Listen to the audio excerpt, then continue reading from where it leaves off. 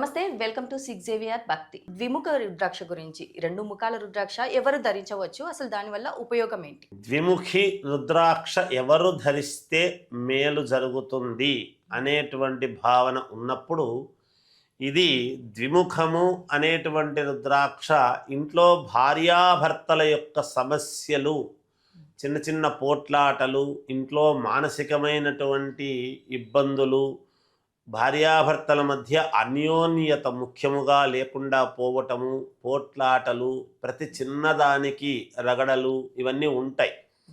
ఇటువంటి వాళ్ళు ఆ రుద్రాక్ష రోజు ఉదయాననే ధరించి ఇంటి దైవానికి ఎవరైతే పూజ చేసుకుంటారో వాళ్లకు ఈ భార్యాభర్తల యొక్క అన్యోన్యత అనేటువంటిది పెరిగేదానికి అవకాశాలు చాలా వరకు ఎక్కువగా ఉంటాయి. ఇప్పుడు భర్త భార్య చెప్పినట్టు వినలేదు అంటే, వినటం అంటే ఏమిటి?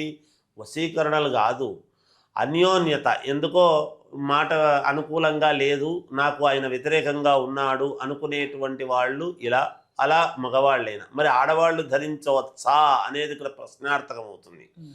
పూజ సమయము వరకు అంటే మామూలుగా ఇంట్లోకి రాకూడనటువంటి రోజులు ఉంటాయి కదా, అవి పోయినటువంటి వాళ్ళు మాత్రమే రుద్రాక్షలు ధరించాలి. అవి ఉన్నప్పుడు రుద్రాక్ష పూజ చేసుకొనవచ్చును ఆడవాళ్ళు మామూలుగా. అది మరి గురుగారు, ఈ రుద్రాక్ష ధరించేటప్పుడు మొదటిసారిగా ఎవరు ధరిస్తున్నారో ఒక రోజున ధరించాలి అని చెప్తుంటారు. మరి ఏ రోజున ధరించవచ్చు అంటారు? ముఖ్యముగా ద్విముఖము భార్యాభర్తల యొక్క అన్యోన్యత కోసము చేసుకునేటువంటి వాళ్ళు, మగవాళ్ళు అయితే మంగళవారం రోజు ధరించి పూజ చేయటము, ఆడవాళ్ళైతే మామూలుగా దేవుడి దగ్గర పెట్టుకొని పూజ చేసుకోవటానికి చాలా యోగదాయకముగా ఉంటుంది.